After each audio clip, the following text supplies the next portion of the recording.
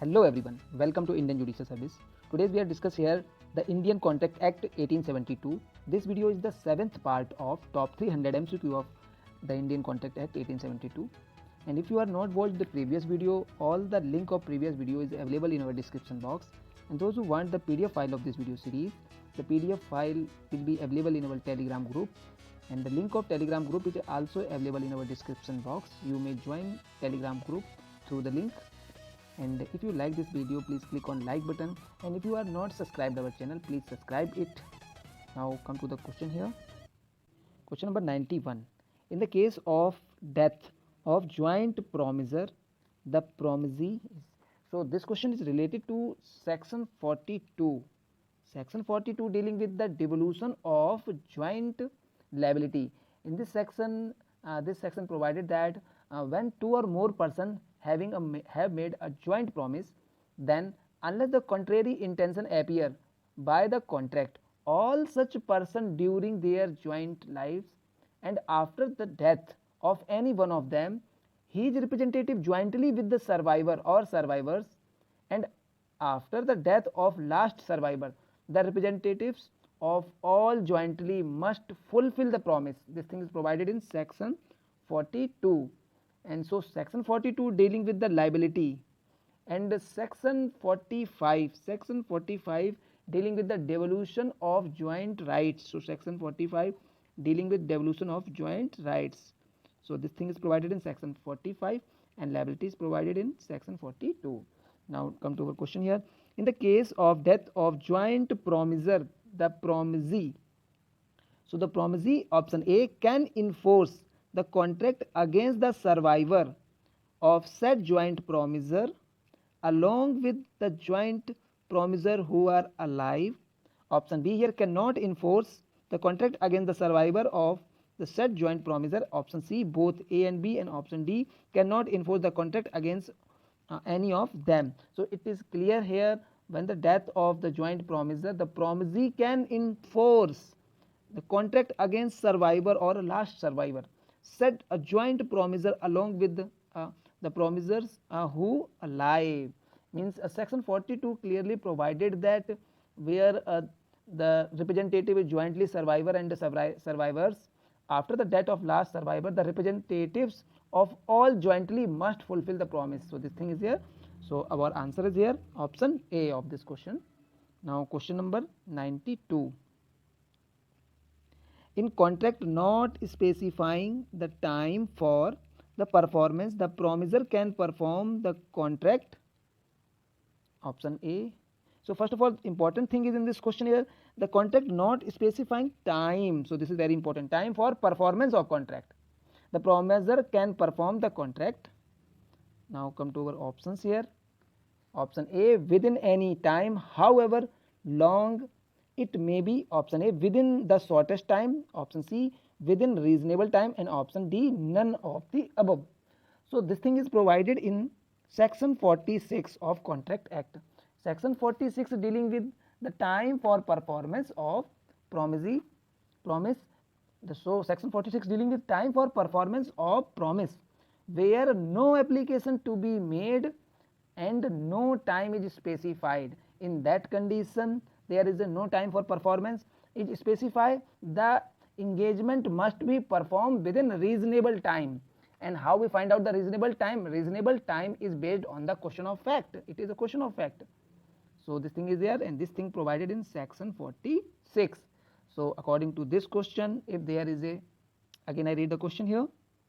In a contract not specify time for performance, the promisor can perform contract, so within any time however long. It is wrong here. According to section 46, if there is no specific time for performance of contract, such contract is performed within a reasonable time. And how we decide the reasonable time? Reasonable time is the question of fact. So option C here, within reasonable time. So answer of this question is option C. So this is very important. The reasonable time is question of fact, not question of law. In each question there are the different types of circumstances and conditions, and so this reasonable time is decided on the condition and circumstance of the case. Now question number 93. what is a reasonable time for performance of contract? We just discussed this thing. So the reasonable time for performance of contract is question of fact, question of law, mixed question of fact and law, and option D here question of prudence. So it is clear here, the reasonable time is a question of fact. So answer is here option A, and this thing is provided in clearly section 46. Question number 94, a contract not specifying the place of performance. So this question is related to section 49. So in section 49 dealing a place for performance of promise where no application to be made and no place. So this is very important, no place fixed, no place fixed for performance. So no place fixed for performance. So this thing is provided in section 49. So in that time where no place fixed for performance, it is the duty. So it is the duty of the promiser. So this is very important here. It is the duty of promiser to apply to the promisee to appoint a reasonable place. This is another important word here, reasonable place. So reasonable place is a question of fact for the performance to the promise and to perform it at such place. Who perform it such place? So promiser to perform it at such place and promisee to appoint a reasonable place for the performance to the promise. So this thing is provided in section 49. Now come to our question. So option A here, performed at any place to the knowledge of promisee. So this is wrong here. So because the duty of the promiser to request to notify the place, to request the promisee to notify the certain place and for the performance of contract. So this is wrong here. Option B, the promiser has to apply. So it is correct here, the promiser has duty to apply to the promisee for appointment of a place of performance and the perform the promise at that place. So it is appropriate answers here. So our answer is here option B. And option C, the promisee need not to seek. So it is clearly wrong here. And option D, the promiser can perform a promise at a place other than the place appointed. So it is also wrong here. Now come to question number 95. In case the promisee prescribes the manner and time of performance of promise. So this thing is here, and this thing is related to section 50. Section 50 dealing with the performance in manner or at a time prescribed and sanctioned by promisee. So this thing is here in section 50. And when in performance of any promise may be made in any manner or at any time which the promisee prescribed and sanctioned. So it is very important, it is according to performance of contract according to the manner and sanctions which is prescribed by the promisee. So this is provided in section 50. Now option A, the performance must be in the manner at the time prescribed. Option C here, option B here, the performance can be in the different manner but at the time prescribed. Option C here, the performance can be in the manner prescribed but at the time beyond the time prescribed. And option D here, performance need not to be in the manner and time prescribed. So it is clear here, option A is our answer here. The performance must be in manner and at the time prescribed. And who prescribed this thing, manner and at the time prescribed by promisee for performance of promise.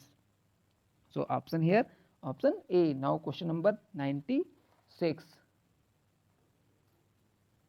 If the time performance of contract is essence of that contract and the promiser fail to perform the contract by specified time, so such contract is option A, contract become void. Option B, contract remain valid. Option C, contract become voidable at the essence of the promisee. And option D, the contract become unenforceable. So it is clear here that if the time of performance of the contract essence of the contract and the promiser fail to perform the contract by the specified time, the contract become voidable because it is the nature and choice of the promisee. So it is the depend on the choice of the promisee. Promisee either enforce the performance of contract or demand for compensation. So this is the matter of choice of promisee. So it is avoidable at the instance of promisee. So our answer is here option C. Now question number 97. If the time is not essence of the contract, the failure to perform the contract by the specified time makes the contract. So in this question the time is not the essence of contract. So here the time is not essence. So option A it is void, option B voidable at the instance of the promisee, and option C remain valid but the promisee can claim compensation for the loss suffered by him by such failure. So this is our correct answer here in this question. If the time is not essence to the contract, the failure to perform the contract by specified time make the contract remain valid but the promisee can claim the compensation for loss suffered by him by such failure. So answer here option C. Now question number 97. Now option D here remain valid and can be performed at any time and subsequent and without being liable the loss suffered by promisee. So this is wrong here because first statement is correct here. It is valid but it can perform at any time subsequent time. So this is wrong here because the requirement is at different time and if it is at time of 4 or 5 years this is not uncertain time. So it is not appropriate here. So answer here option C. Now question number 98. In contract for sale of immovable property, the presumption is that the time is. So in this question the contract for sale of immovable property. So here property, which type of property is immovable property, the presumption is that the time is. So it is clear here in the matter of the sale of contract for sale of immovable property, time is not the essence of the contract. So answer of this question is option B. But in the case of the contract for sale of movable property, in that time presumption is that the time is the essence of the contract. But in case of immovable property, time is not essence of contract. So option B of this question.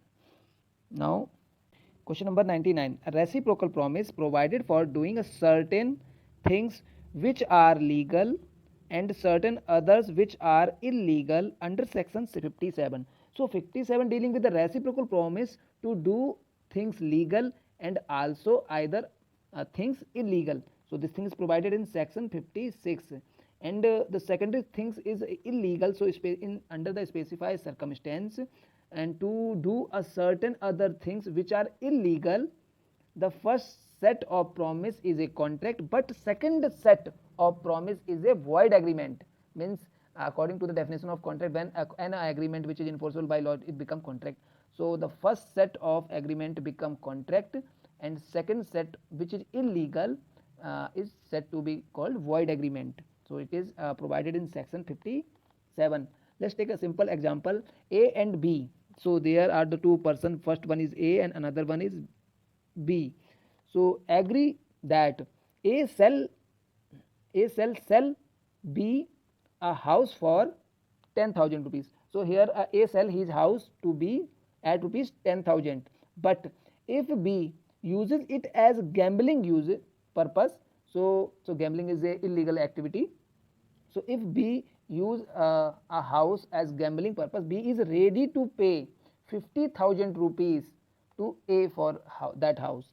So in first condition A and B involved in agreement and B is ready to pay A for their house for rupees 10,000. This is a valid agreement. But in the second condition here, in second agreement, so B is using that house for gambling purpose and ready to pay for that same house at rupees 5,000 rupees sale. So in that time such agreement is void because the purpose of contract is illegal. That's why such agreement is void agreement according to section 57.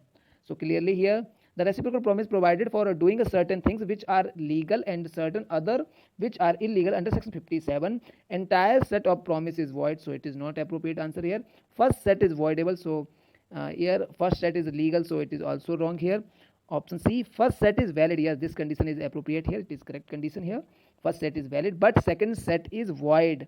So, and option D here, entire set promise is valid. So it is wrong here. So answer of this question is option C. First set which is legal will be valid, become contract, but in second set is void agreement because it is illegal under section 57. So answer here option C. Now question number 100. 100 question here. A contract the performance of which become impossible or unlawful. So according to section 56, section 56 dealing with the para number 2. So para number 2 is dealing here. It is clearly provided that where there the contract to do the act afterward becoming impossible and unlawful. So that contract becoming impossible and unlawful by reason of some event and which the promiser could not prevent, the unlawful agreement become void here, and when the act become impossible and unlawful. So it is clear here such contract or agreement become void here. So option A here, void when the performance become unlawful and impossible. So it at the initial time it is valid, but when it become impossible and unlawful, such agreement turn into void agreement. So answer is here option A according to section 56 para number 2. Now question number 101. Under section 62, the original contract need not to be performed if there is. So if there is, so section 53 dealing with the original contract need not to be performed is if there is novation of contract, recession of contract, alteration of contract. In these conditions are there is no need to perform original contract. So our answer is here option D. If these things are there, so there is no need to perform original contract because the novation, new contract, recession and alteration. So no need to perform original contract. Now question number 102. The promisee can. So promisee can dispense the performance in whole only, option B. So this question is directly related to question section 63. Section 63 dealing with the promisee may dispense with or remit the performance of promise. So this thing is provided in section 63 in detail. Here the promisee having a power to dispense. So dispense or remit wholly or in part the performance of the promise and made to him, or may extend the time of such performance. So here the promisee having a power to dispense the whole or a part performance of the promise, and he may also extend the time of such performance, and he may accept the instead of it any satisfaction which he means a promisee think fit. So this thing is provided in section 63. So option here, dispense with performance in whole. So this is appropriate option. So promisee having capability to dispense the performance in whole. Option B here, dispense with performance in part. So this capability also vested in promisee. Option C, dispense with performance wholly and in part or in part. So this is the most suitable option, and option all of the above. It is clear here option C is most appropriate. So answer here option C. The promisee can dispense with the performance wholly or in part according to section 63. Now question number 103. If the person at whose instance the contract is voidable and rescinds it. So this thing is provided in which section? Section number 64. 64 dealing with the consequence of rescission of voidable contract. So this thing is provided in section 64. In that time, if the person and at whose the option of the contract is voidable rescind it, the other party there to need not to perform any promise. So there the content in which he is a promiser, the party rescind the voidable contract shall, if he have received any benefit, this is very important, if he receive any benefit there under from any other party to such contract, restore such benefit, so far it may be the person from whom it was received. So this thing is provided in section 64. So according to question, if at whose instant the contract is voidable, rescind it, other party is relieved of his promise. Option B here, other party is liable to compensate the person who has rescinded the contract. Option C here, other party is not liable to compensate the person rescinding the contract. Option D, none of the above. So it is clear here, other party is relieved to the promise.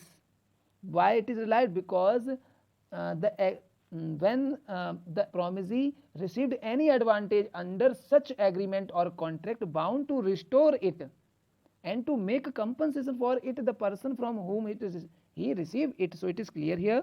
So option A is correct here, other party is relieved of his promise. Now question number 104, the benefit received by a party under a void contract. So under a void contract, option A is restore the benefit of party from whom the benefit are received. Option B, not liable to restore the benefit to that party. Option C here, liable to restore the benefit to third party. And option D, liable to surrender the benefit to the state. So this question is directly related to section 65. In previous section, that the consequence recession of voidable contract, but according to section 64, but this question is related to section 65. In this question, the provision of section 65 is applicable, the obligation of person who has received the advantage. So here the obligation of person who has received the advantage under void agreement. So here the benefit received by party under void agreement.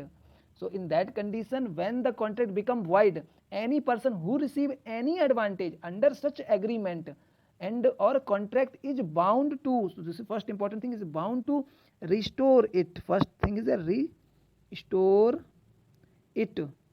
So it is restore it or to make compensation, this is very important here. Otherwise, first of all, it restore it or make compensation.